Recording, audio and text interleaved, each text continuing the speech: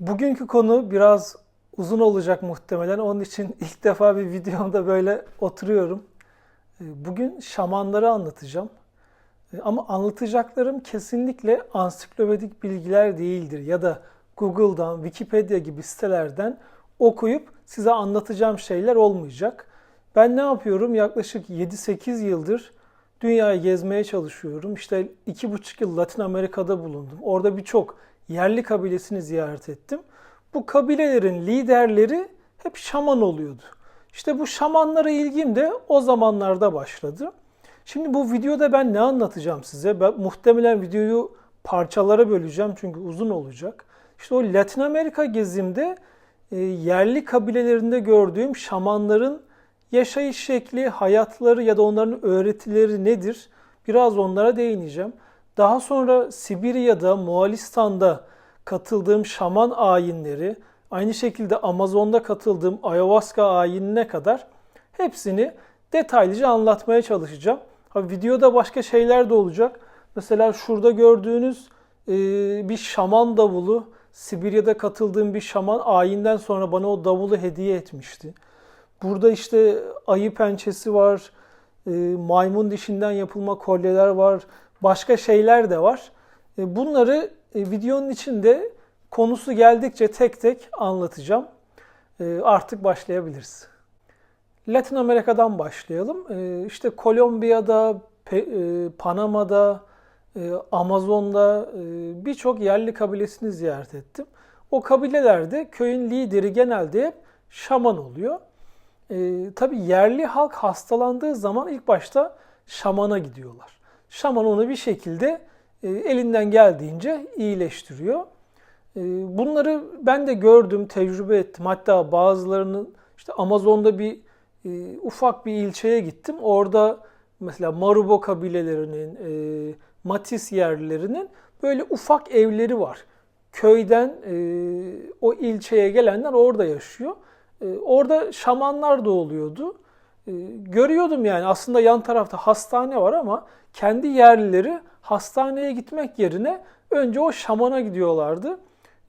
Şifayı ilk başta onda arıyorlardı. Bu bazı kabilelerde ben birkaç günümü, bazılarıyla ise 3 haftamı geçirdim. Şamanlar benim gördüğüm genelde böyle çok naif, gerçekten de o kabiledeki böyle en bilgili, hani alim diyebileceğim kişilerdi. Benim gözlemlerim o şekildeydi. Şimdi tabii şaman deyince ilk aklıma ne geliyordu? Benim bu Hollywood filmlerinden işte böyle ayin yaparlar, böyle suyu hiç dokunmadan kaldırır, böyle hop yapar, ateşi söndürür ya da ateş yakar. Ben de işte ne yaptım? Panama'da mesela Embera kabilesine gittim. Oranın lideriyle de görüştüm. İşte çat pat anlaşabildiğim kadarıyla İspanyolca konuşuyorduk. Ya da köyün gençleri kısmen onlarla anlaşmak daha kolay oluyordu. Mesela orada şaman liderine, köyün liderine şunu sormuştum. Ya hani ben işte filmlerde görüyorum. Siz ayin yapıyormuşsunuz işte şamanlar böyle suyu kaldırıyor, ateşi söndürüyor. Bizde öyle şeyler olmuyordu dedi ama bizim eskiden bir iki nesil önce çok güçlü şamanlarımız vardı. Onlar ayin yapardı. İşte ayin sırasında ateş yakıp çıplak bir şekilde ateşin üstünden atlıyorlarmış. Ve atlayan şaman işte panter kılığında, jaguar kılığında, o bölgedeki en güçlü hayvan kılığında ormanda 3-5 gün, bir hafta gezip daha sonra geri gelirdi dedi. Şimdi tabii ilk başta böyle anlatınca ya hadi oradan diyorsun, çok inanmıyorsun. Şimdi bu Panama'daki Embera kabilesinin bana söylediği. Daha sonra ben ne yaptım? Kolombiya'ya gittim. Kolombiya'da Kogi, Arhuaco yerlerini ziyaret ettim. Bu bahsettiğim yerler bir iki gün yürüyerek gidilebilen, oralarda yol falan yok. Elektriği ya da telefon sinyali olmayan yerler. Mesela Kogi yerlerinde de bir benzerini sordum. İşte böyle ateşi söndürebiliyor musunuz, suyu kaldırabiliyor musunuz? Yok dedi, bizde öyle şeyler olmuyor ama hani bizim önceki nesil şamanlarımız çok güçlüydü. Onlar ayin yaparlardı. Biliriz ki o ayinden sonra o şaman ormanda böyle 3-5 gün, bir hafta panter kılığında, jaguar kılığında gezerdi. Şimdi Panama'daki böyle diyor, Kolombiya'daki böyle diyor. Sonra Amazon'a gidiyorum. Amazon'daki hep uzak oralardan, yani birbirleri arasında iletişim olmasına imkan yok. Ama o insanlar, Amazon'daki sorduğum şamanlar da benzer şeyleri söylüyorlar. Yani tabii inanması güç şimdi bir insanın ateşin üstünden zıplayıp bir jaguar, panter kılığında gezmesi, ama dediğim gibi benim orada gittiğim kabilelerde hep genelde sorduğumda bu cevabı aldım. Sanki hepsi sözleşmiş gibi aynı şeyleri bana söylüyorlardı. Önceden bizim çok güçlü şamanlarımız vardı. Ormanda ateş yakıp ateşin üstünden çıplak bir şekilde atlayıp boyut değiştirdiklerini söylüyorlardı. Şimdi konuyu biraz daha böyle araştırınca, işte özellikle Amazon'da ben yaklaşık 4 ay kaldım. Mesela Amazon'un Peru tarafında bir ressamla tanıştım. Adamın yaptığı şey, zamanında işte İspanyollar ya da Amerikalılar o bölgeyi işgal ettiklerinde oradaki yerlileri nasıl öldürdüklerini resmediyor. Adam büyük bir sanatkar. Şehirlerdeki müzelerde bazı çalışmaları sergileniyor. Onunla böyle biraz konuşma fırsatım oldu. O dedi, benim dedi babaannem gözde kördü ama çok iyi bir şamandı. Onun yanına gittiğinde mesela sana dokunsa hiç konuşmadan senin ismini, yaşını, her şeyini sana söylerdi dedi. Şunları da ekledi. Aynı şekilde zamanında buraları işgal ettiklerinde ilk şamanları öldürmüşler. Artık onu lider gözüyle görüp mü öldürmüşler? Niye öyle yapmışlar bilmiyorum. Hani işte bu gittiğim kabilelerdeki şamanların söylediğini biraz doğruluyor bunlar. İspanyollar, Amerikalılar oralara gittiğinde ilk yaptıkları şey şamanları öldürmek oluyormuş. Onların biraz resimlerini de çekmiştim izin alarak. Yine bu videoya onları da ekleyeceğim. Mesela o adam şaman değildi ama aynı şeyleri ona da sordum. Hani senin babaannen şamandı, güçleri vardı ama böyle ateşi söndürebilir, suyu kaldırabilir mi gibi şeyler söyledim. Yok dedi, ama dedi bu gibi şamanlar böyle ufak büyüler yapabiliyor dedi. Hani bunu bana diğer o yerli kabilelerindeki de söylemişti. İşte atıyorum biri birini seviyor ama işte hani böyle bağlama büyüleri gibi o tip, ya da birinin düşüncesini böyle ufak şeylerle değiştirebileceğini söylüyor. Hani atıyorum adamın karar verme şekline etki edebiliyorlarmış. Ama öyle hani çok büyük, böyle inanılmaz güçler değil bahsettiği şeyler. Ve o da aynı şekilde dedi, yani bizim o eski şamanlar işte ateşin üstünden atlayıp jaguar kılığında, leopar kılığında ormanda gezip sonra geri geliyordu dedi. Tabii hepsi birebir bunları söyleyince ister istemez böyle, ya acaba diyorsun, gerçekten önceden böyle şeyler oluyormuş galiba diyorsun. Mesela Kolombiya'nın Karayip bölgesinde Santa Marta'ydı galiba. Orada böyle ufak bir yarım ada var ve o ada Kogi yerlilerine ait. Orası çok turist çekiyor. Yılın yaklaşık 11 ayı hep açık. Ama bir 2-3 haftası kapalı. Hatta ben oraya gittiğimde de kapalıydı. Sebebi şamanlar her yıl orada toplanıp ayin yapıyorlar. Benim o Kolombiya'da konuştuğum yerliler de bunu teyit etti. Hindistan'dan, Amerika'dan, Kanada'dan şamanlar gelip o Kolombiya'nın o Santa Marta artık ilçesi mi diyeyim ne diyeyim, oradaki o yarım adada toplanıyorlar ve günlerce orada ayin yapıyorlarmış. O sırada adayı kapatıyorlar. Kesinlikle yabancı kimse giremiyor. Şunu da ekleyeyim, o ada normalde çok turist çekiyor. Yani oraya turistler güzel para bırakıyor ama ona rağmen orayı kapatıyorlar. Hani onu göze alıyorlar. Bildiğim kadarıyla hala bu devam ediyor. Ben en son 2016 yılında oradaydım ve o yıl kapanmıştı. Düşünün, ta kalkıp Amerika'dan, Kanada'dan ya da Sibirya'dan Santa Marta'ya gelenler var. Videonun ileriki kısımlarında Sibirya'da tanıştığım bir şamanın anlattıklarına da değineceğim. Şimdi Amazon'a tekrar dönelim. Hatta Kolombiya'daki yerlilerde de bunu görmüştüm. Kadınlar kolyelerinin bir taraflarını hep çengelli iğne takıyordu. Fotoğrafları düzenlerken fark ettim bunu. Neredeyse her kadında bir çengelli iğne var. Bunu oradakilere sordum. Dedim bu çengelli iğnenin anlamı nedir? Dedi bu işte bizi kötülüklerden korur. Onun için bunu takıyoruz. Tamam. Sonra Türkiye'ye döndüm. Türkiye'de de bizim Hatay yöresinde ya da o bölgelerde kadınların eteklerinin bir taraflarına çengelli iğne taktığını duydum, öğrendim. Benzer şeyleri ufak ufak yakalamaya başladım. Sonra ben Amazon'a geçtim. Amazon'daki Marubo kabilesini ziyaret ettim. En yakın ilçeden o kabileye gitmek için çok büyük izinler gerekiyor. Oraları çok detaylandırmıyorum. Çok zor şartlarda izinleri aldım. Sonra da önce ufak bir kayıkla, sonra da bir kanoyla 8 gün hiç durmadan yolculuk yaparak Marubo kabilesinin köyüne gittim.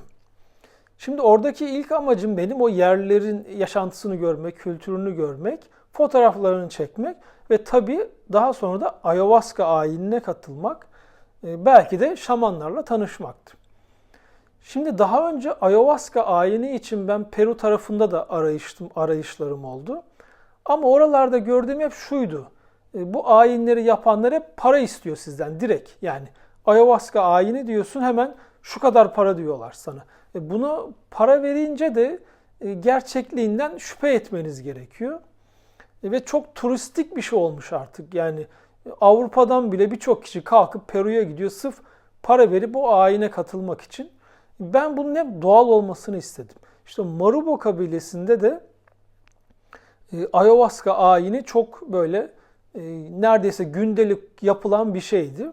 Önce bu ayahuasca ne, biraz ondan bahsedeyim. Ayahuasca çayı Amazon'daki bir ağacın sarmaşığından yapılan bir çay. Bu ağacı da buldum. Hatta Amazon'daki o Marubo yerlisi şamanla beraber gezdim ormanda. Onu da videoya eklerim, o parçaları da. Bu gördüğünüz ağacın sarmaşığında oluyor ayahuasca. O sarmaşıkta bu oluyor. Şimdi burada başka bir ağaçta daha var. Bu biraz daha ince. Yine bazı yerlerinde o ufak yapraklardan var. Şurada olduğu gibi. Buradan anlayabiliyorlarmış. Bir de bunu kokluyorlar. Koklayınca da anlaşılıyormuş. Ufak parçalar halinde tencereye atıyorlar. Üzerine de su döküp 1 saat kaynatıyorlar. Kaynatınca su buhar oluyormuş. Ayahuasca dipte kalıyormuş ve daha sonra şaman onu alıp bir yerde biriktiriyor ve ayin sırasında katılanlarla beraber bunu içiyorlar. Marubo kabilesinin köyünde kaldığımda yerliler kendileri beni ayahuasca ayinine davet etti. Yanımda benim Portekizli bir antropolog arkadaş da vardı. Zaten çeviriyi hep o yaptı sağ olsun. Onunla beraber 2 akşam biz ayahuasca ayinine katıldık. Bu ayinden sonra kimisi ya da ayin sırasında halüsinasyon görebiliyor. Öncelikle çok kusuyorsun. 2-3 kere istifra ediyorsun. Neredeyse artık yeşil su gelene kadar kusuyorsun. Çayın öyle bir etkisi var. Ve o çaydan yani şu kadarcık anca içiyorsun. Ufak ufak. Bu çay kesinlikle kafa yapmıyor. Hani öyle bir şey düşünmeyin. Bizim bildiğimiz çayın biraz daha acı hali gibi düşünün. Ayin sırasında şaman ilahi tarzında şeyler söylüyor. Bir yerden sonra transa geçiyor. Yani benim katıldığım ayin öyleydi. Sen de o sırada yavaş yavaş içiyorsun. Şaman dolduruyor. Böyle ufak bir kaşığı var onun. Ben 2-3 kere kustum ilk gece.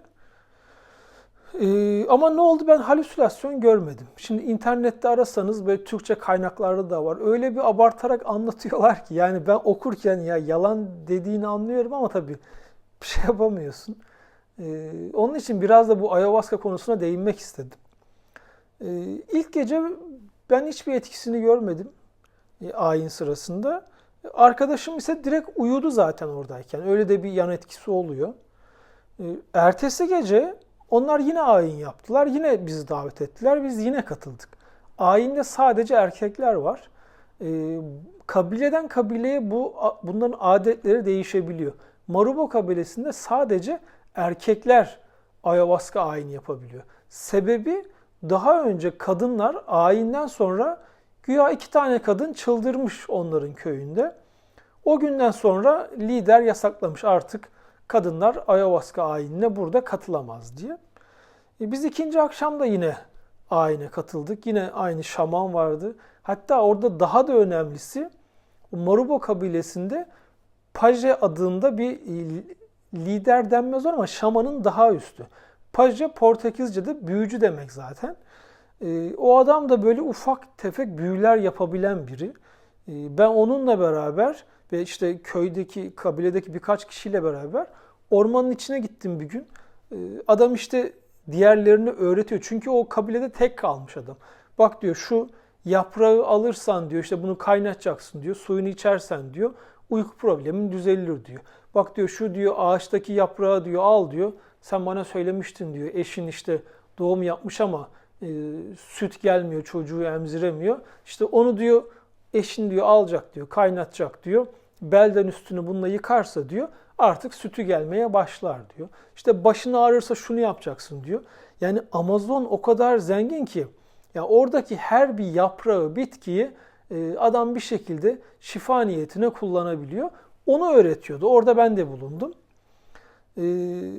O paja da yine dediğim gibi acayip çok naif böyle adamı gördüğün zaman tamam ya bu alim bilgili kişi dersin diyorsun yani.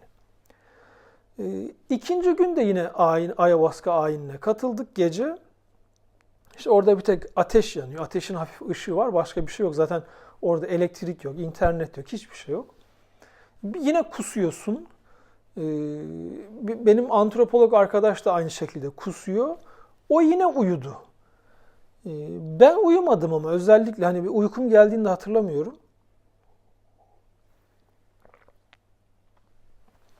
Ben yine halüsinasyon görmedim. Ama halüsinasyon görüldüğünü biliyorum. Yine videonun ilerisinde Sibirya'daki bir şamanın ayahuasca tecrübesini anlatacağım. Bu Amazon'da. Yine bir şey olmadı bana. Ben bir etkisini görmedim. Ama tabii ortam o kadar otantik ki oradaki yani ne denir ona bu ruh hali falan beni çok böyle keyiflendirmişti. Tekrar o ortamı yaşamayı isterim ama inanın öyle bir ortam bulmak çok zor. Çünkü düşünün şaman böyle ilahi söylüyor sürekli. Söylediği tını da çok güzel. Artık sesi de çok güzel. Videoya onu da eklerim şimdi.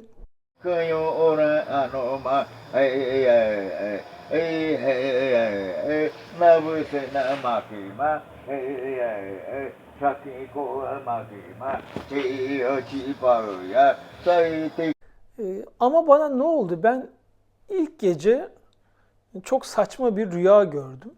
O rüyayı aslında benim şamana anlatmam gerekiyormuş yorumlaması için. Ben onu yapmadım. Ne oldu? Ben o Marubo kabilesinin yanından ayrılırken son gün işte kayağa geçeceğim. Şöyle bir tahtadan, iskeleden geçmem gerekiyordu. İşte sırtında çantalar, elimde sırt çantam var, elimde çantalar var. O tahta köprüden geçerken tam orta yerde köprü kırıldı. Ben 3-4 metre aşağı düştüm. Hiçbir yerden tutunamadığım için böyle korunaksız düştüm. Bir yerlerden destek alamadım ve düştüğümde dedim ki kesin benim sağ bacak kırıldı. Çünkü oynatamıyorum ve inanılmaz bir acı var. Bağırdığımı hatırlıyorum sadece ki ben bırakın bağırmayı yüksek sesli konuştuğumu pek bilmem yani. Sonra ayağa baktım şöyle işte oynatabiliyorum falan. Neyse sonra orada biraz 5-10 dakika durdum. Kayağa da uzak bir yerde o köprü. Kimse de gelemiyor. Kalktım bir şekilde yoluma devam ettim ama o ayak sonra şişti. Ben inanın 3 ay belki de daha fazla o şiş ayakla geziye devam ettim. Şimdi sonradan ben şunu fark ettim. Ayahuasca ayininde ilk gece ben şu rüyayı gördüm. Bir yüksek bir yerdeyim, apartmanın tepesinde gibi. Çatının ucundan bakıyorum, boşlukta bir tane tahta masa var. Etrafında da 3-4 insan duruyor ama tek tek insanlar aşağı düşüyor. Ben de kurtarmak istiyorum ama kurtaramıyorum boşlukta olduğu için. Keşke bir şaman olsa bunları kurtarırdı falan diyorum. Kendim o masaya atlamaya çalışıyorum o insanları kurtarmak için. Çatının kenarından masaya atlıyorum. Atladığımda o masa böyle tahta masa ortadan ikiye kırılıyor ve ben de aşağı düşüyorum. Sonra uyanıyorum. Ama o masa kırıldığı anki görüntüyü çok iyi hatırlıyorum. İşte hani o tahta köprü kırıldı aşağı düştüm dedim ya. Gördüğüm sahne köprünün kırılmasıyla o masanın kırılması inanın birebir aynıydı. Bana yanındaki arkadaş daha sonra dedi ki sen dedi bu gördüğün rüyayı şamana anlatsaydın o sana bunu yorumlardı ve belki diyecekti ki dedi o işte yüksek yerlerden geçerken dikkat et düşebilirsin gibi yorumlayabilir dedi. Yani velhasıl ayahuasca ayininin bendeki etkisi buydu. Hani öyle çok uçanlı kaçanlı şeyler görmedim. Şunu da ekleyeyim. Ayahuasca ayinine katılacaksanız öncesinde bir haftalık bir diyet yapmanız gerekiyor. Kimisinde 3 gün, kimisinde 10 gün olabiliyor. İşte et yemiyorsun. Sadece bitkisel besinlerle, bitkisel gıdalarla beslenmen gerekiyor. Alkol almıyorsun gibi. Onları da yapman gerekiyor. Ama dediğim gibi bu ayahuasca ayini suistimal edilmeye çok açık. Eğer biri sizden para istiyorsa ayahuasca ayini için oradan uzaklaşın, oraya çok itibar etmeyin derim. Çevrenizde ya da internette bununla ilgili gördüğünüz yazıları okuduğunuzda da eğer hani kişi oraya para vererek katıldıysa ki muhtemelen öyledir. O işin ben gerçekliğinden şüphe ederim. Neyse ayahuasca ayinini böyle kapatıyorum. Bu Marubo kabilesinin lideri adamın adını unuttum ya ama fotoğrafını paylaşırım. Yani o Marubolar için peygamber gibi bir şey. Marubo kabilesinde hepi topu 200-300 kişi var ya da yok. Şimdi bu adam vakti zamanında çocuğunu kaybetmiş ve çocuğunu Kuripilerin kaçırdığını iddia ediyorlar. Şimdi antropolog arkadaş anlattı bana hikayesini. Çocuk köyde evdeyken Kuripiler gelmiş ve çocuğu kaçırmış. Çocuk o gün bugün yok. Çocuk da o zamanlar 7-8 yaşındaymış. Köyün şehirdeki liderine bunu sordum. Ya işte Kuripiler kaçırmış falan dedim. Doğru dedi ama hiç konuşmak istemiyor Kuripi dediğin zaman. Ben de o köydeyken antropolog arkadaşa söyledim. Ya dedim ben bu liderle konuşmak istiyorum ve bir şekilde sormak istiyorum. Arkadaş bu Kuripiler nedir? Nasıl çocuğu kaçırıyor? Köyde hepi topu 100-200 kişi var. Gittik adamın yanına işte merhaba biraz ufaktan ben işte sohbete girmeye çalışıyorum. Tabii direkt sormak da zor. Neyse arkadaşın antropoloğun aracılığıyla sordum ya dedim ben böyle kitap yazacağım dedim. Bu Kuripiler sizin çocuğunuzu kaçırmış doğru mu dedim. Adamın önce tabii yüzü düştü sonra anlattı. Evet dedi yani Kuripiler benim çocuğu kaçırdı. Çocuk öyle gitti sonra da yok. Adam daha fazla konuşmak istemedi. Sonra ben de tabii daha fazla soramadım. Köyden ayrılırken benim yanımda yine kayıkta şey de vardı. O ilçedeki liderleri de bizle beraber döndü. O adama sordum. O adam biraz da hani böyle rahat konuşabileceğim biriydi. Ya dedim Kuripiler dedim sizin liderin çocuğunu kaçırmış tamam. Ama bu Kuripi nedir arkadaş dedim yani nasıl oluyor böyle şeyler. Dedi ki bir ormana gittin ya dedi. Orada mesela dedi yerde hiç dedi böyle eski yapraklar yok. Tertemiz orası. Öyle bir ormanlık alanda öyle bir yer görürsen bil ki dedi Kuripiler orada olabilir. Kuripiler dedi senin yanına hayvan kılığında gelebilir, kedi kılığında gelir, kuş kılığında gelir, maymun kılığında gelir. Sen onları anlayamazsın. Onları sadece şamanlar ve pajeler görebilir. Bizim onları görme yetimiz yok dedi. Ya dedim tamam da dedim bu şamanlar görüyorsa size şeklini şemalini söylemiştir dedim. Bu Kuripilerin şekli nasıl dedim. Boyları dedi böyle 1.40-1.50 şekilde boyları 1.40-1.50 kadar ayakları da terstir dedi. Adam böyle deyince ben bir böyle dura kaldım ya Allah Allah yani direkt bizim hani cinler hakkında biz öyle şeyler biliriz de ayakları terstir falan. Mesela Amazon'un ortasındaki bir kabilede Kuripilerden bu şekilde bahsediyorlar. Benim anladığım, bizim bildiğimiz cinlerden bahsediyorlar. Onlarda böyle dini inanç pek yok. Ya da bizim anladığımız şekilde yok. Yani Hristiyan değiller, Yahudi değiller, Müslüman değiller. Şamanizm öğretisine inanıyorlar. Şamanizm de tam bir din değil aslında bildiğim kadarıyla. Diyorum peki siz diyorum Allah'a inanıyor musunuz? İnanıyoruz diyor. Yukarıda biri var diyor. Diyorum cennet cehenneme inanıyor musun? Ona da inanıyoruz diyor. Peki diyorum hani sizin böyle dini koyduğunuz kurallar yok. Dinin getirdiği kurallar yok diyorum. Cennete nasıl gideceksin? Cehenneme nasıl gideceksin diyorum. Ya olayı bu kadar karışık yapmaya gerek yok diyor. İyi insan olursan cennete gidersin diyor. Hırsızlık yaparsan, adam öldürürsen, kötülük yaparsan diyor cehenneme gidersin. Bu kadar basit diyor. Tabi adam olayı bu kadar basite indirgedikten sonra işte başka şeyler sormaya çekiniyorsun. Her şeyi bu kadar kısa ve öz açıklıyor. Amazon'da mesela Matisse yerleri de vardı. Onlara gitmek için de çok uğraştım ama izin alamadım maalesef. Hani biraz değindim ya bu gibi yerli kabilelerine gitmek için Brezilya hükümetinden izin alman gerekiyor. FUNAI adında bir oluşum var. Orada yerlilerin hakkını koruyor. Onlardan izin alman gerekiyor. Hepsinden sonra köyün liderinden izin alman gerekiyor. Yani düşünün Amazon'dasınız, Portekizce bilmiyorsunuz. Bunları yapmak çok çok zor. Ben bir şekilde Marubo kabilesine gittim. Ki o benim belki de 1,5 ayımı aldı o süreç. Ama Matisse yerlerine gidemedim. Ama ne yaptım? Matisse yerlilerinin en güçlü lideri ve şamanıyla o en yakın köyde tanıştım. Ve o adamın boynunda şu kolye vardı. Onun fotoğrafını da eklerim. Bunun yakın çekimini de yaparım. Bu kolyede belki de 20 tane maymunun dişi var. Her bir maymunun dişi yaklaşık şu kadarcık yer tutuyormuş. İşte bu kolye onlardan yapılma. Benim için çok değerli. Şamanı ikna etmek zor oldu ama bir şekilde ikna ettim. Karşılığını verip bunu aldım. Sanırım Amazon tarafı bitti. Kabaca işte bu Latin Amerika'daki şaman tecrübelerim böyle. Hani oradaki böyle katıldığım ayinler hep ayahuasca ayinleri gibiydi. Böyle hani ruh çağırma gibi bir ritüellerine hiç şahit olmadım, olamadım. Kolombiya'da konuştuğum o şamanları iyi tanıyan kişiler şunu da dedi bana, onu da ekleyeyim belki bir içinizden birine yararına olur.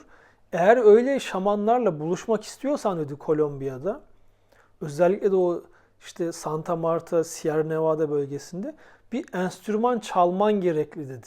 Bir enstrüman çalarsan şamanlara daha kolay ulaşabilirsin dedi. Yani ne derece etkilidir, doğrudur bilmiyorum. Ben de o konuda çok yeteneksizim. Ne flüt çalarım ne de gitar, piyano hiç bilmem yani maalesef. Bu bölümü burada bitirelim isterseniz. İkinci bölümden devam edin.